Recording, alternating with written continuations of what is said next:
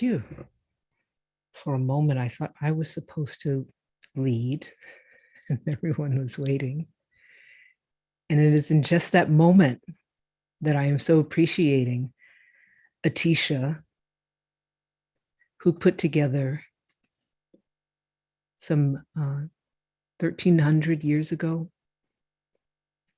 slogans that were meant for exactly that kind of moment in which the mind of suffering could possibly arise. And we have the opportunity to transform it, not by way of a vast set of instructions that we have to sit and interpret and figure out what it is that they mean and walk away with questions, but clear, cut, straightforward ideas, practices that we can live with. For me, this is really the direction, I would say, of my practice, of my teaching, of my study, of my learning, is to uncomplicate things, which I feel that so many of us could use in these times. There is so much that is both seemingly terribly ordinary, our same rooms, the same Zoom spaces that we're in. Maybe we, as I did today, shifted the background a little bit to get a little bit of variety going on. So there's this quality of a monotony, an ordinariness, a mundaneness to our lives. And at the same time, I think most of us feel that there's something afoot, that there's something present, a kind of pregnant pause, if you will, in the stream of our lives that were interrupted in some ways by, depending on where we were, the depths of that interruption has been different, and but everyone's lives have been interrupted in some way by the pandemic. And so throughout that time for me, I feel that I committed in a kind of way doubling down on simplicity, that my own home in a way that had not been true before. You know, we might have our cushions, and I have my cushions and I sit and I have a place that I can sit, but my own home really became, you know, truly my zendo, my practice hall. It became the place from which I teach, from which I share, from which I enjoy other people's companies, visit with people, with family and friends. And it appeared to me no longer useful to have a lot of fuss and bother about how we practice together.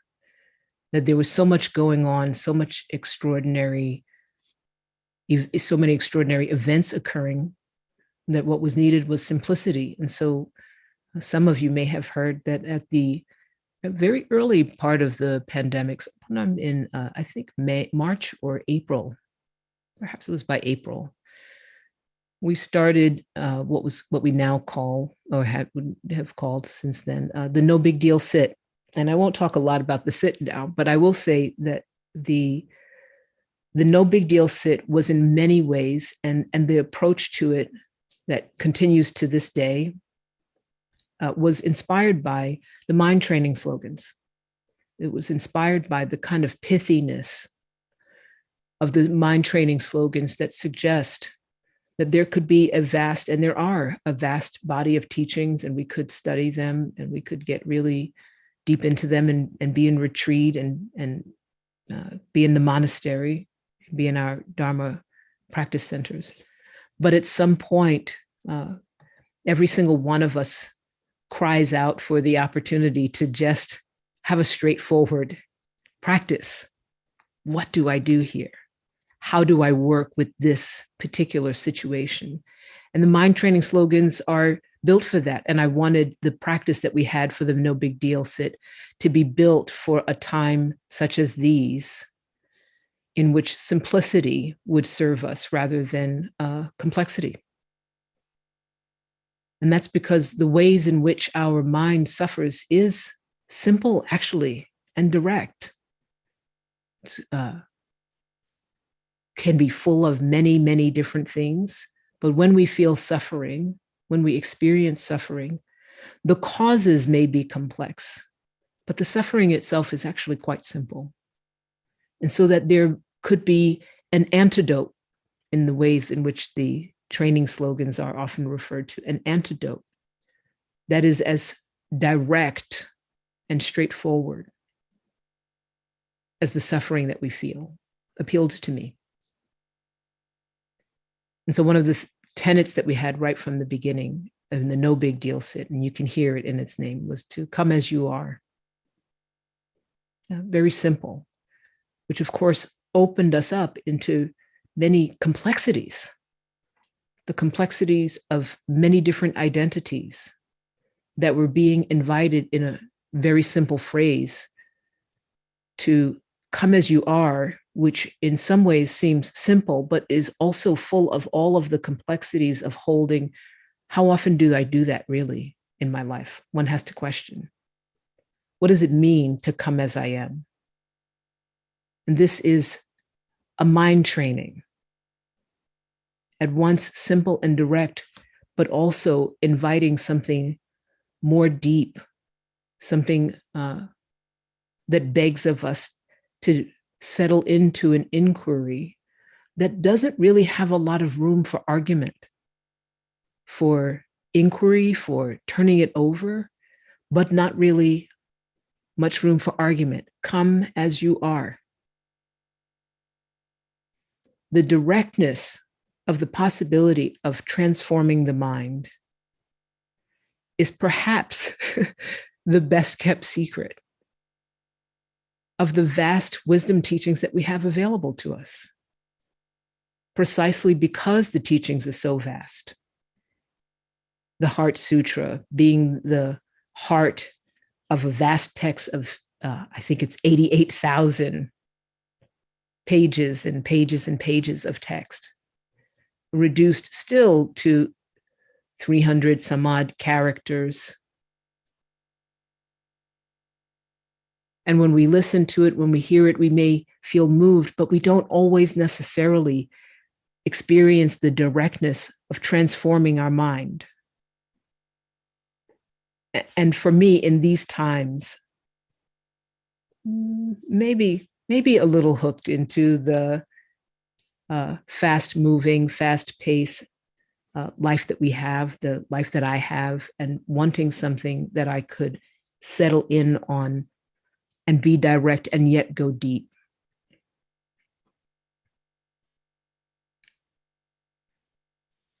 To train the mind to transform is not so much an invitation for us to become something else. It is the opportunity for us to return to the ways in which we have often left ourselves behind.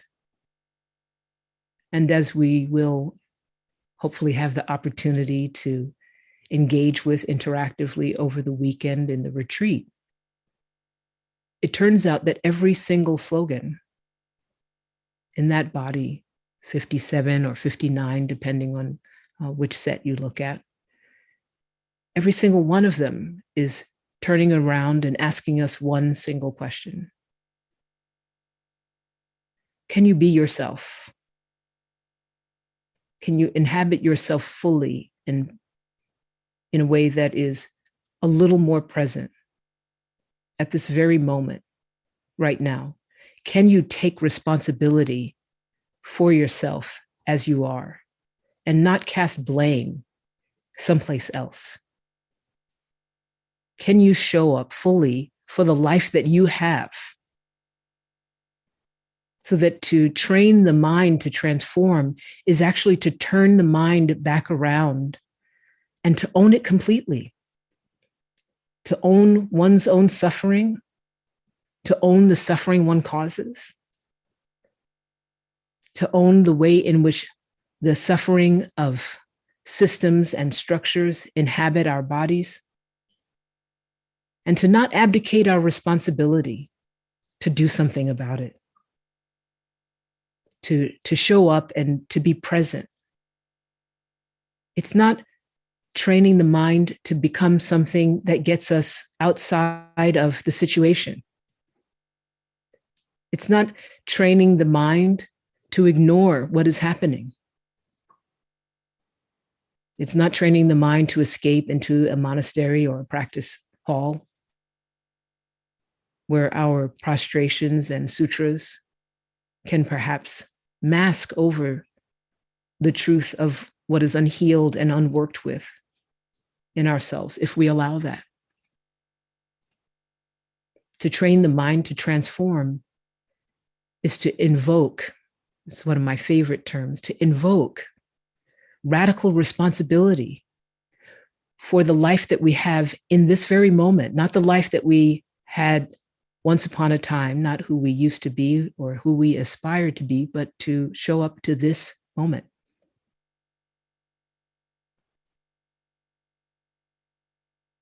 One of my favorite in the slogans is don't expect applause. Don't expect applause. It is simple and direct, and perhaps we could spend an hour talking about it and we can come up with all kinds of questions, but really, there it is.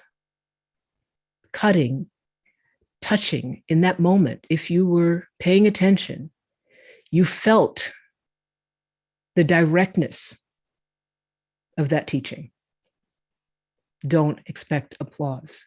In that moment, unfurling so many places that we do, in fact, do things expecting applause.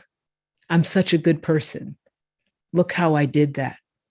Watch me bow or chant or offer prayers or sit at your feet. Applaud me because I won't know who I am if you don't. Don't expect applause. Piercing, simple, direct. And if you're willing to listen, you will feel the mind transform.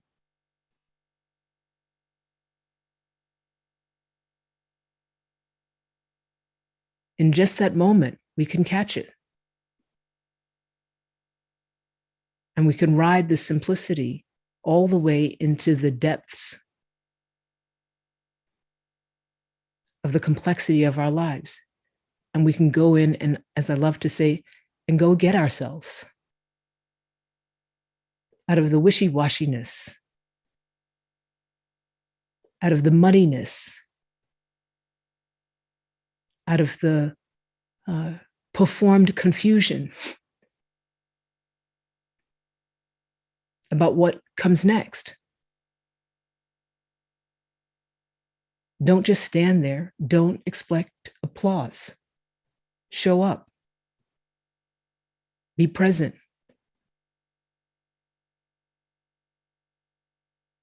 Be responsible for the actions that you take, and then move on.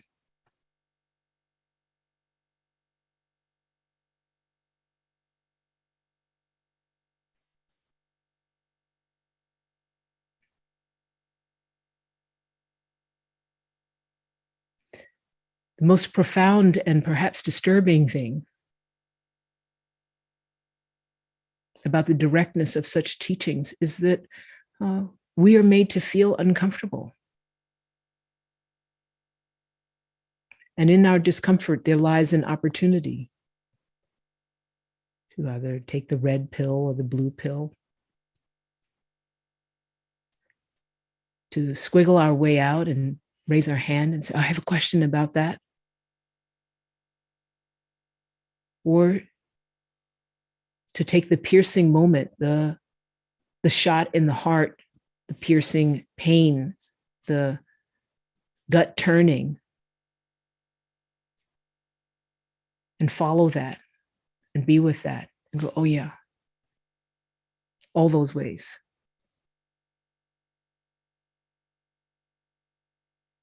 And sit with that discomfort and take it all the way to suffering's end.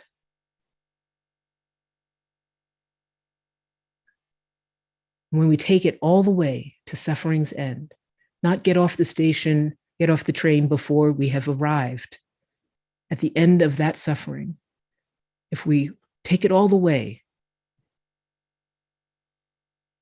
the mind transforms. Transforms from the state of suffering, but also transforms with rigor, with consistency, with practice, with willingness, with attention, with care. Transforms from the habit of suffering.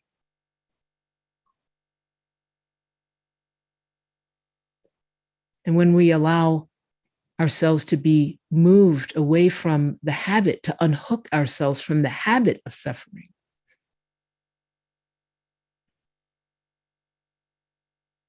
then we realize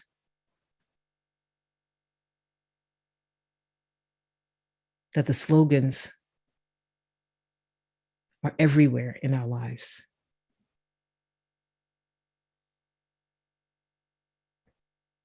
That the opportunity to transform from suffering is hindered by one thing and one thing alone.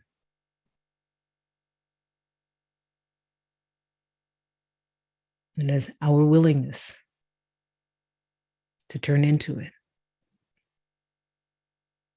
and meet it completely.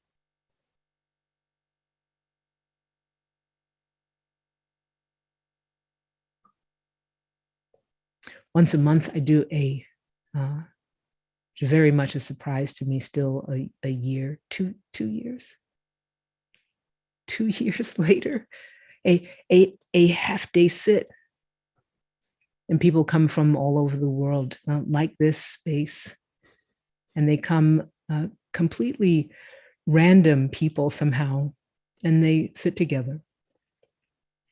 And somewhere along the line, invariably, I will get to the point of saying, after this question or that question, when people say, well, Rev, I'm trying to return to point, I'm trying to return to myself, and it's so challenging, and I'm having real difficulty. Can you give me some hint? And in perhaps more words than this, I say, it's because you're lazy.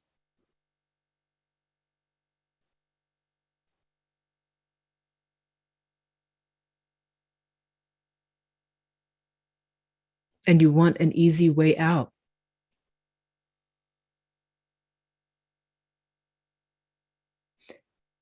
And you're hoping that you can take a magic pill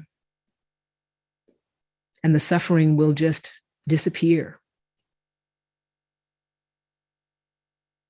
Don't expect applause. Don't expect applause from people outside of you, but also don't expect applause from your own experience. That says in each moment, oh yes, you've done it. You're getting there. Let us celebrate you.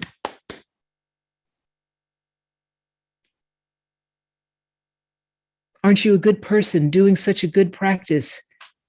And every time you do it, something will come out and you will get some little moment, an endorphin release. And you will be told you have done the right thing. And only then are you willing to commit.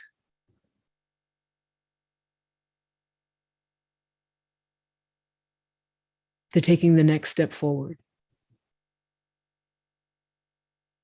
So if we're honest with ourselves, there are not many things in our lives that we cannot say that the reason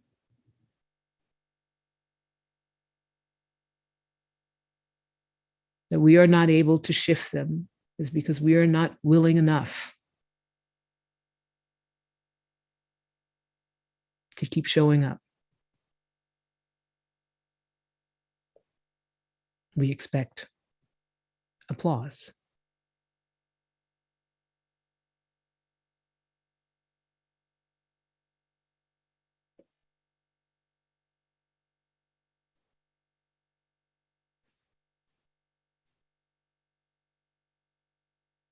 That's the good news.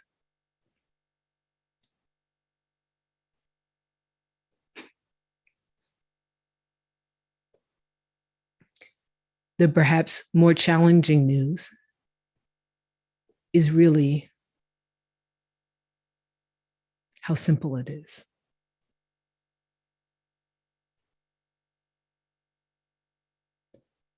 And so when we meet some slogans, some sayings, some teachings that are as powerful as the mind training slogans or the powerful teachings of our lover in front of us, or people suffering in our presence, wanting attention from us and feeling ourselves withheld and contracted.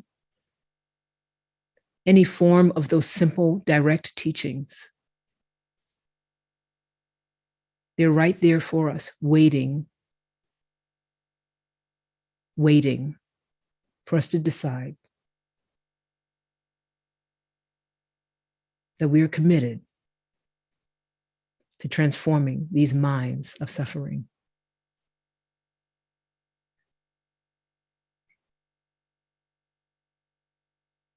And each time we miss the opportunity, that we get to start again.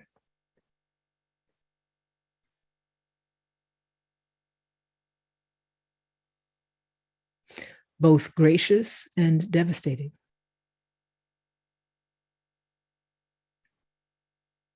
So in any given moment, when we have our time together in the retreat, we'll get to practice with a directness of turning the focus of the teachings back onto ourselves and riding it all the way into the suffering that lives there.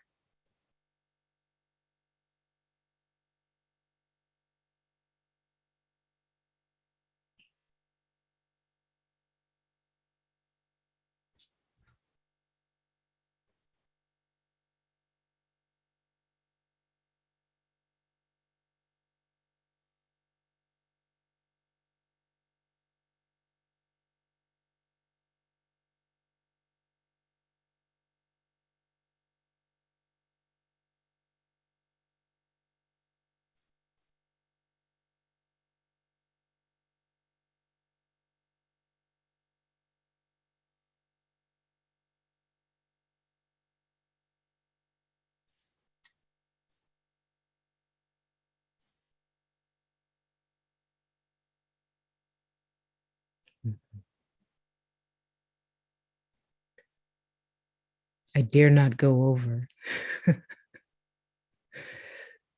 So if you would just tell me where we are in time.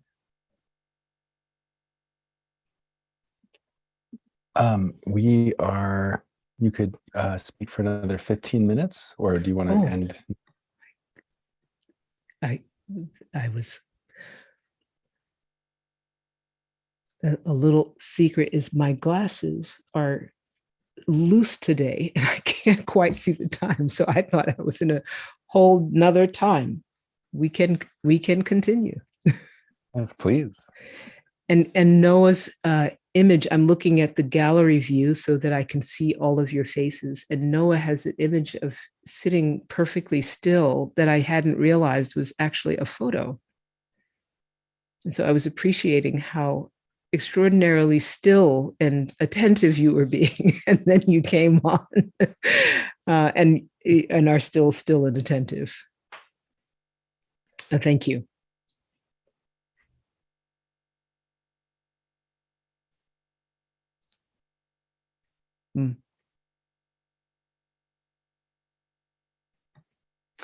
So let's take a moment and explore for a little bit, what does it mean to transform the mind?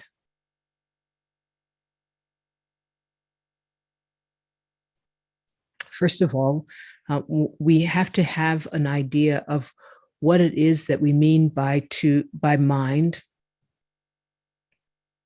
because many of us go to our head and we say, oh, what goes on in my mind is what I want to transform. And understandably, a lot of the ways in which we have approached the Dharma, a lot of the way which we have approached, we even call it mindfulness, has situated us in a place in which we have focused attention on the activity of our brains, right? The activity of what's going on in our head. And for me, I ascribe to the understanding that in most Asian societies, that when we say mind, that it's something, it lives somewhere in here. That even in the Japanese language, the term kokoro and shin are also often interchangeable. And kokoro, shin actually looks, the word for shin looks like the actual organ, the heart. So the character for what we say as mind looks like the organ, the heart. And kokoro would be translated as something like heart mind. And if you ask someone to point to their mind in the East, more, well, we've been, thank you, colonization. But at once upon a time, people would touch here. And so when we say to transform the mind, the intention is not to create some kind of antagonistic relationship to the activity of our brains. It is actually to invite an opportunity to re-relate to the disconnect between what's going on in here, our consciousness, the activity of the organ and the nervous system, of the biological activity, and what is going on here in the heart. And so we're never just transforming this if we're not transforming this. And in fact, to transform the mind is to make a reconnection between here, I would say even lower, here and here, and to reconnect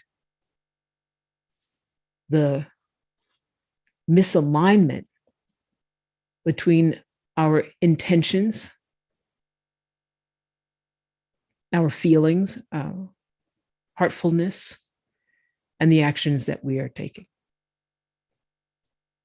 So the transform the mind is not simply ideological and something about changing the way that we think about something. It's actually changing the way that we relate as an entire somatic being. It's not having a new ideology and replacing it with one that you've had before. It's not becoming Buddhist. It's not becoming un-Buddhist, but maybe. It's not becoming something, but rather unbecoming. It's not acquiring something, but rather clearing away that which has obscured the natural alignment of our head, our heart, our guts. I'll leave the other one out. You'll have to come to the retreat for the last one.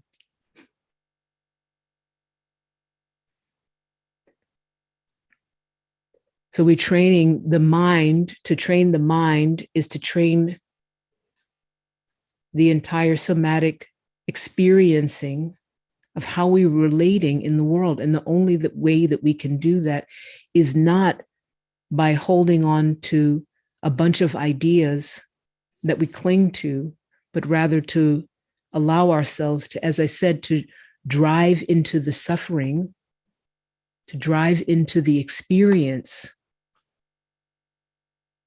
that shows up in any moment that we recognize as suffering, to develop our capacity for attention to the presence of suffering, and then the commitment, the skill, and the fortitude to stay with it.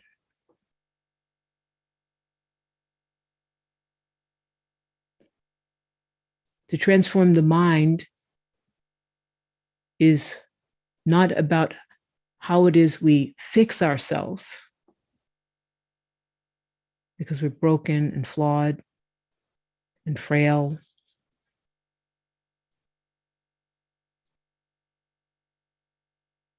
But how it is we become ourselves. And drop the places that separate us from an appreciation for life just as it is. Not the conjured up experience of life, not the projection of life, but life just as it is. And so to transform is to actually move completely through our experience, to not find our ways over it or around it, hiding away from it, but to walk through it. To transcend the very form, the very shape of how we are experiencing life, so that we can experience it more directly, more completely, more honestly.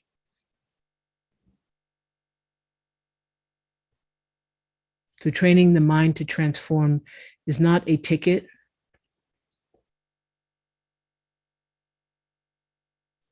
To win something, to get a prize, to come out on the other end with a certificate of completion.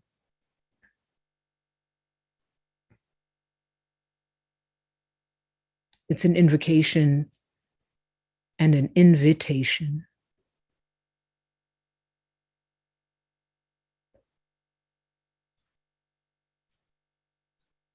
to be so moved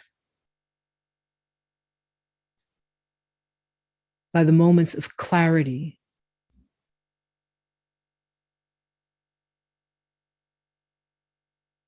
that arise when we allow ourselves to be whole, head and heart.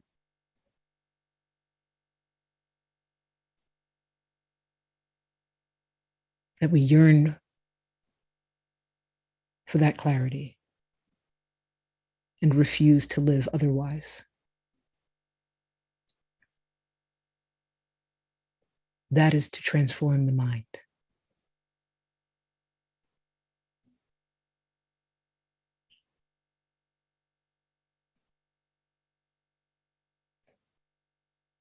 To touch our suffering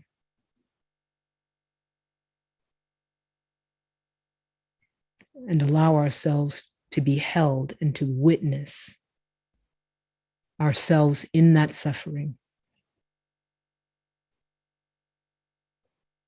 in a way that is so deep and so direct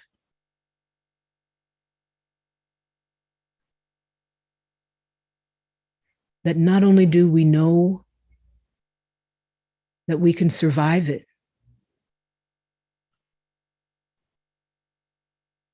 but we come to understand that we wouldn't want to live without it.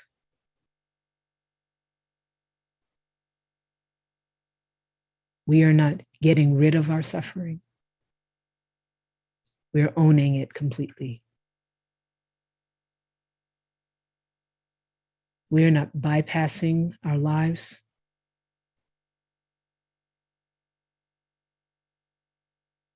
but stepping in and embracing it.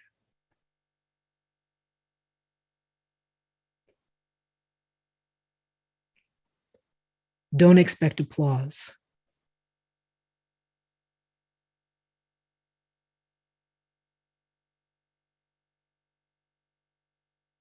but do expect.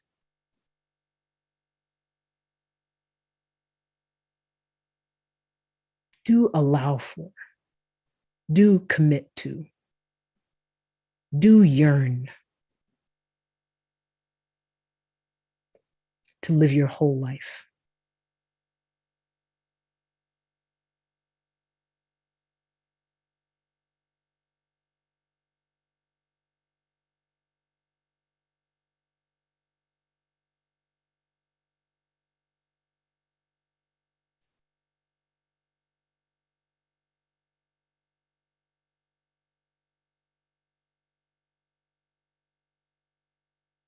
That's enough.